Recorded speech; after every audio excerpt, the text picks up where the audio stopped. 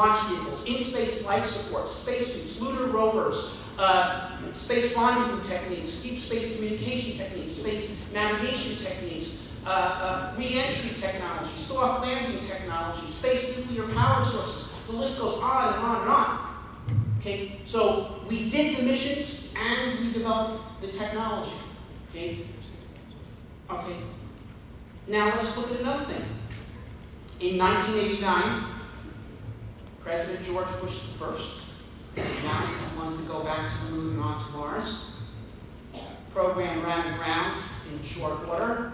And for most of the period since 1989, we had no defined mission objective for NASA's human spaceflight program. Okay, so here we are, it's 21 years later. Okay? And by the way, well, during this period, NASA's average budget in inflation-adjusted dollars is equal to NASA's average budget in inflation-adjusted dollars between 61 and 73. That is, the average NASA budget from 61 to 73, if you add up all the money spent over that period of time, those 13 years, converted to today's dollars, divide by 13, it comes to $19 billion a year, which is the same as NASA's budget this year, and adjusted for inflation, it's the same as NASA's budget in 1990, which is $15 billion in then dollars, which is like 19 today, and so forth. Okay, well, in 21 years, what new spaceflight technologies have been developed by the undirected NASA? Aside from the findings of the robotic missions, in terms which have made various scientific discoveries about the moon and Mars and asteroids that have been flown. Okay, in what way are we better prepared today to fly to the moon than we were in 1989? In what way? In what way are we better prepared to fly to Mars? What new flight systems, what new flight technologies of any consequence have been developed over the past 2 decades? Okay?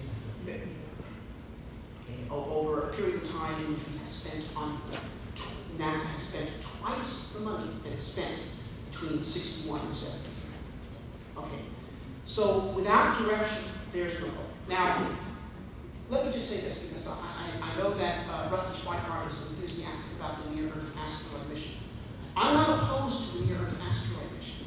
Okay, I mean, I prefer that the mission was Mars Direct. Make it Mars, let's set the goal. But if you say, no, we want to choose this other goal, I say, fine, but make it the goal. Okay, setting the goal for 2025 basically says they don't really need to start working on it while they're in office.